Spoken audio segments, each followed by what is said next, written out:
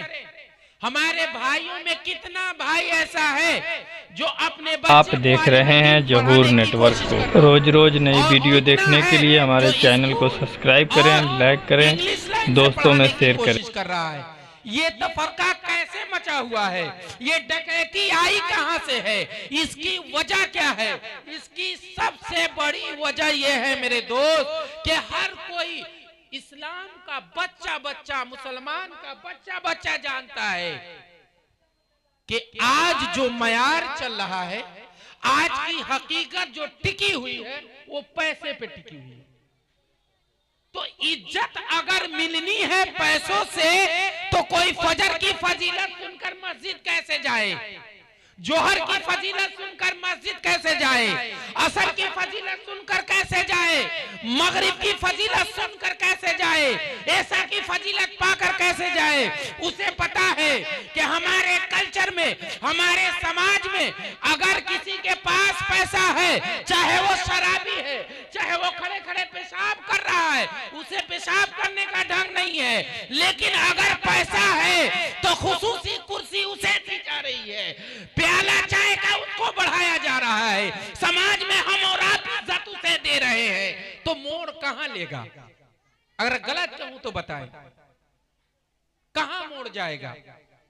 मेरे दोस्तों, मैं ये नहीं कहता कि पैसा कमाना अच्छा नहीं, पैसा तो आप इतना कमाएं कि हजरत उस्मान गनी की तरह उनके गुलामों में शामिल हो जाएं, लेकिन ऐसा पैसा ना कमाएं कि सद्दाद के नौकरों की तरह बन जाएं। ऐसा पैसा ना कमाएं। मेरे दोस्त, इमामुल अंबिया ने फरमाया कि क्या अल्लाह जो जल नाराज होता है तो क्या वो किसी के घर सूरज की गर्मी किरण नहीं भेजता? अल्लाह जो जल नाराज होता है तो क्या उसकी कमाई में बरकत नहीं देता? अल्लाह जो जल नाराज होता है तो क्या उसके घर में बरकतें नहीं आती? ऐसी बात नहीं है मेरे दोस्त। अल्लाह जो जल जब नाराज होता है उसका खाना बंद नहीं करता, अल्लाह जो जल जब नाराज होता है उसका पानी बंद नहीं करता, अल्लाह जो जल जब नाराज होता है उसका चलना फिरना, उसके जिस्म की ताकत नहीं छीनता। इमामुल अंबिया के दीवानों, हजरत अली दामादे रसूल फरमाते हैं कि अल्लाह जो वजल जब नाराज होता है तो नेक अमल से वो फिर जाता है। जी, नेक अमल से वो फिर जाता है। ये अल्लाह की नाराजगी का सबब है। और हजरत अली करमुल्लाह वजहुल करीम ये भी फरमाते हैं कि बंदे मोमिन पर अल्लाह अज्जो व जल का सबसे बड़ा एहसान ये है। नोट कर ले, इमामुल अंबिया के दीवानों, दामादे रसूल इमाम हुसैन अली मकाम के अब्बू का फरमान है कि सबसे बड़ा एहसान ये है हजरत कि उस बंदे मोमिन को 2 रकात नमाज पढ़ने की तौफीक मिल जाए। ये रब ताला का बहुत बड़ा एहसान अजीम है। लेकिन आज कै % आदमी नमाज में जा रहा है? आप देख सकते हैं हमारी मस्जिदे का हाल और हमारे नमाजियों का हाल। तो मेरे मोहतरम बुजुर्गों, वो दिन दूर नहीं है, वो दिन दूर नहीं रह गया कि जिस तरह हम और आप आज परेशान हाल हैं, अपनी करतबे, अपनी करतूत से हम और आप परेशान हाल हैं। इसलिए कि आज भी हो जाए इब्राहिम सा ईमा पैदा, आज भी हो जाए इब्राहिम सा ईमा पैदा, आग कर सकती है गुलजारे गुलिस्ता पैदा। आप हजरत शहर गए होंगे तो देखे होंगे, ईद और बकरीद के मौके से हजरत जब नमाजी नमाज के लिए, ईद की नमाज, बकरीद की नमाज पढ़ने आते हैं, तो आप लोग अगर शहर गए होंगे तो देखा होगा कि सारे रोड बंद। जहां नमाजें, ऐसा होता है कि नहीं? अपने वक्त का अगर कोई डीएम भी आ रहा है तो उसकी भी गाड़ी रुक जाती है, रुक जाती है। क्यों? इसलिए कि नमाजी नमाज पढ़ रहा है। आपकी ईद की नमाज, बकरीद की नमाज ये निखार लाई है कि अपने वक्त के डीएम को रोक दे रही है। ऐकाश मुसलमान जिस तरह ईद में आ रहा है, बकरा ईद में आ रहा है, ऐकाश हमारा मुसलमान अब फजर में भी आने लग जाए, जोहर में भी आने लग जाए, असर में भी आने लग जाए, तो इंशाअल्लाह अज़्ज़ व जल वो दिन दूर नहीं है कि उस वक्त डीएम अपने वक्त का रुका है, अब प्रधानमंत्री भी रुक जाए जी। लेकिन वैसा किरदार पैदा तो करे, अपने आप में एक अनोखा पहचान तो पैदा करें कि हमारी पहचाने क्या थी। ये वक्त गुजर गया मेरे दोस्त। किसी रवायत वालों ने एक रवायत किया है कि एक अपने वक्त का बहुत बड़ा पादरी, ईसाइयों का मौलवी, अपने साथियों के साथ चल रहा था। जब मोहल्ले से गुजरा तो अपने साथियों से कह रहा है हजरत कि इस मोहल्ले से अब तक कोई मुसलमान नहीं गया। उनके साथियों ने पूछा कि एक बात बताएं, जरा गौर कीजिएगा इस जुमले, इस बात पर। कहा कि एक बात बताएं, सुबह से आप मेरे साथ हैं और हम सब लोग आपके साथ हैं, आप सुबह से इस रास्ते से गुजरे नहीं हैं, लेकिन इतनी गारंटी से आप कैसे कह रहे हैं कि इधर से कोई मुसलमान नहीं गुजरा है? इस गारंटी की वजह क्या है? आप सुनेंगे तो आपको पता चलेगा मेरे दोस्त, हमारी जगह कहां थी और अब हम कहां बैठ गए हैं आके।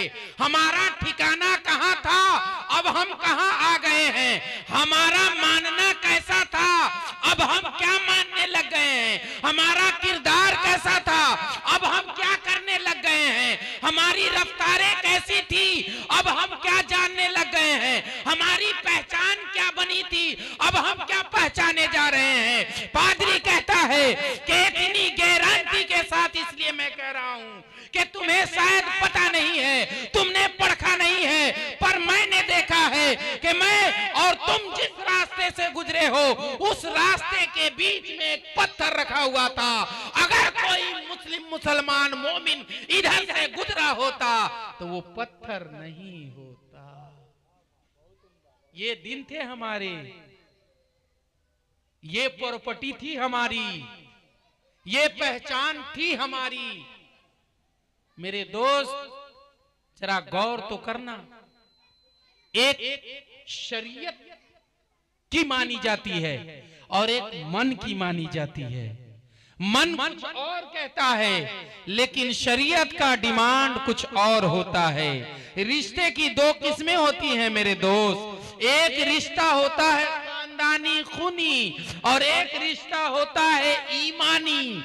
मेरे दोस्तों, खानदानी रिश्ता और ईमानी रिश्ता में जब आपस में तकरार होता है, जब आपस में फाइट होता है, जब आपस में भिड़ंत होता है, तो अब जब आप इस्लामी रिसर्च में जाएंगे तो आपको यही पता चलेगा कि जब ईमानी रिश्ता आता है सामने और खानदानी खूनी रिश्ता जब आता है तो ईमानी रिश्ते में इतनी ताकत है मेरे दोस्तों कि ईमानी रिश्ता खूनी रिश्ते को मात दे देता है और ईमानी रिश्ता दर्जे में आला हो जाता है। इसलिए आला हो जाता है कि ईमानी रिश्ता एक ऐसा रिश्ता है कि इस रिश्ते के अंदर बहुत बहुत बरकतें जी।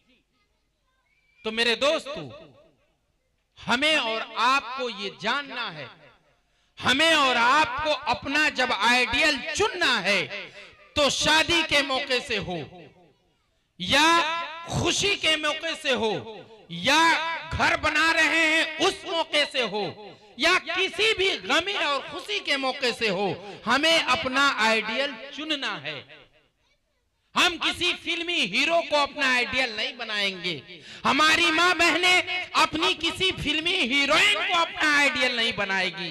अगर कामयाबी हम और आप चाहते हैं तो अपना आइडियल अगर बनाना है तो हम सब अपना आइडियल हर तरह से इमामुल अंबिया को बनाएं। हमारी शादी भी कामयाब होगी, हमारा घर भी कामयाब होगा, हमारे मकान भी कामयाब होंगे, हर चीज हमारी कामयाबी की तरफ जाए।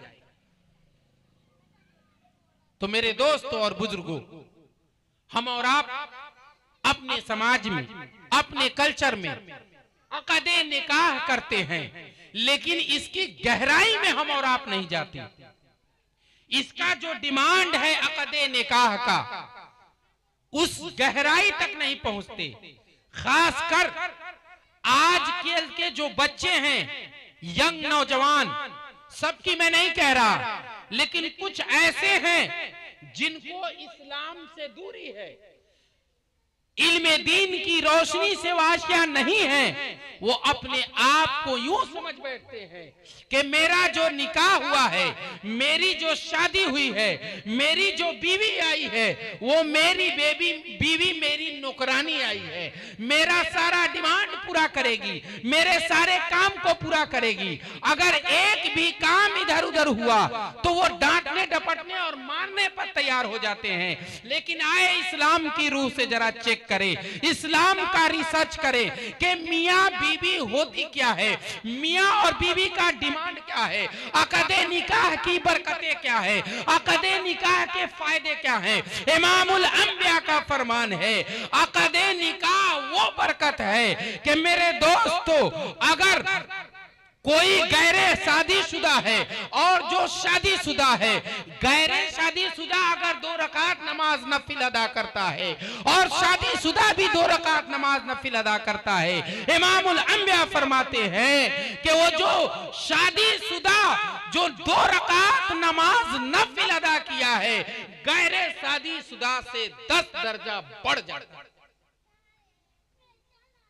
अक़दे निकाह का डिमांड देखें, अक़दे निकाह की बरकतें देखें, अक़दे निकाह हमें क्या डिमांड देता है।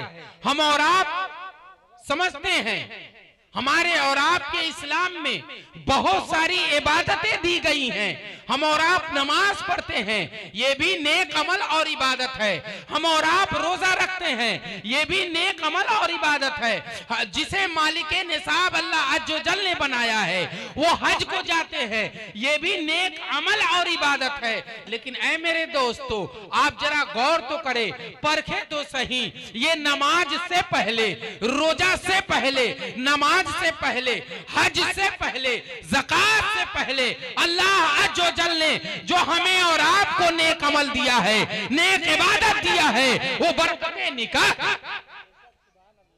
नमाज से भी पहले, रोजा से भी पहले, हज से भी पहले, ज़कात से भी पहले, वो है अक़दे निकाह। मेरे मोहतरम, अल्लाह के प्यारे रसूल सल्लल्लाहु ताला अलैहि वसल्लम ने फरमाया कि जो शौहर, जो पति अपनी रूठी हुई बीवी को मनाता है, अल्लाह अज़्ज़ व जल हजरत उससे खुश हो जाता है। अगर आज हजरत कह दिया जाए ये बात, तो आज का नौजवान खड़ा होकर ये सवाल कर देगा कि क्या हमारी इज्जत है कि नहीं, हमारा कोई वकार है कि नहीं। लेकिन गौर तो करो मेरे दोस्तों, कायनात में जिसको सबसे ज्यादा कायनात में इज्जत बख्शी गई, कायनात में जिसको सबसे ज्यादा दर्जा दिया गया, कायनात में जो सबसे ज्यादा दर्जे में आला है, उस इमामुल अंबिया की प्यारी जिंदगी को तो देख लो मेरे दोस्तों। हजरत आयशा सिद्दीका उम्मुल मोमिनीन, हम सब की माएं फरमाती हैं कि मेरी पूरी जिंदगी में मैंने देखा कि हमारे सरताज, हमारे सौहर इमामुल अंबिया, मैं हमेशा यही कोशिश करती थी कि जब इमामुल अंबिया मेरे पास आए तो मैं सलाम करने में पहले पहल करूं। इस तैयारी में हजरत आयशा सिद्दीका रहा करती थी। लेकिन फरमाती हैं कि जब इमामुल अंबिया तशरीफ लाते मैं सोचती रहती थी कि मैं पहली पहल करूंगी और इमामुल अंबिया को सलाम करूंगी। हजरत आयशा सिद्दीका फरमाती हैं कि मैं अभी सोचती जब तक इमामुल अंबिया मुझे सलाम कर दिया करते। बताएं, ये इमामुल अंबिया की बात है, कायनात के सबसे सुंदर दूल्हे की बात है, कायनात के सबसे अनोखे पति की बात है, कायनात के सबसे अच्छे लीडर की बात है, कायनात के सबसे अच्छे संचालक वो फरमाते। हजरत आयशा सिद्दीका प्यारी मां फरमाती हैं, इतना ही नहीं, अक़दे निकाह की महफिल में जब हम और आप बैठे हैं तो इसकी बरकत भी समझ कर जाएं। मेरे दोस्तों जरा गौर तो करें, समझे तो सही कि इस कायनात में, इस जग में, इस दुनिया में, इस कायनात का सबसे पहला दूल्हा कौन? इस दुनिया की सबसे पहली दुल्हन कौन? तो हमारे बहुत सारे हजरात को पता होगा कि इस कायनात का सबसे पहला दूल्हा, इस कायनात की सबसे पहली दुल्हन अगर कोई है तो हजरत आदम नबी अलैहिस्सलातो व तस्लीम दुनिया के सबसे पहले दूल्हा हैं। और कायनात की सबसे पहली पत्नी, कायनात की सबसे पहली दुल्हन, कायनात की सबसे पहली बीवी हजरत हव्वा रज़ियल्लाहु ताला अन्हा। मेरे दोस्तों जरा गौर करें, मियां बीवी की मोहब्बत क्या होती है, अक़दे निकाह का डिमांड क्या है, अक़दे निकाह का तरीक़े अमल क्या है। मेरे दोस्तों सबसे पहले कायनात का दूल्हा हजरत आदम नबी अलैहिस्सलातो व तस्लीम है। अल्लाह अज़्ज़ व जल्ल ने आपको जब वजूद दिया तो कहां रखा? जन्नत में रखा। हजरत कितने दिन रखा जन्नत में? आप जब इस्लाम का रिसर्च करेंगे तो आपको पता चलेगा कि अल्लाह अज़्ज़ व जल्ल ने आपको जब वजूद दिया तो जन्नत में रखा, स्वर्ग में रखा। कितने दिन रखा? एक दिन रखा, 2 दिन रखा? नहीं मेरे मोहतरम, एक दिन 2 दिन नहीं, 1 साल 2 साल नहीं, बल्कि मुसलसल अल्लाह अज़्ज़ व जल्ल ने जन्नत में आपको 40 साल रखा। आप मियां और बीबी की हकीकत को जान ले, 40 साल रखा। रब्बे जुल जलाल ने जब जन्नत में 40 साल हजरत आदम नबी अलैहिस्सलातो व तस्लीम को रख लिया तो रब का फरमान हुआ, आदम एक बात बता, तू मेरे जन्नत में रहता है, जन्नत का खाना खाता है, जन्नत का पानी पीता है, जन्नत का फल खाता है, बता मेरे आदम मेरा जन्नत तुम्हें कैसा लगा? अब जरा गौर कीजिएगा, अक़दे निकाह की हकीकत को परखिएगा। हजरत आदम नबी अलैहिस्सलातो व तस्लीम का फरमान होता, ए बारी ताला तेरा जन्नत बड़ा निराला है, तेरा जन्नत बड़ा खुशगवार है, तेरे जन्नत का खाना बहुत अच्छा है, तेरे जन्नत का पानी बहुत अच्छा है, तेरे जन्नत का मेवा बहुत मीठा है, पर ऐ परवरदिगारे आलम मेरा जन्नत में दिल नहीं लग रहा। अब देखिए, आदमी है कहां, मनु है कहां, इंसान है कहां, आदम अलैहिस्सलाम है कहां? जन्नत में। और क्या क्या रहे अपने रब से कि दिल नहीं लग रहा है। क्या वजह थी मेरे दोस्त, क्या कमी थी जन्नत ऐसी जगह में? रब का फरमान हुआ है, जिब्राइल तुमने सुना नहीं मेरे आदम ने क्या कहा?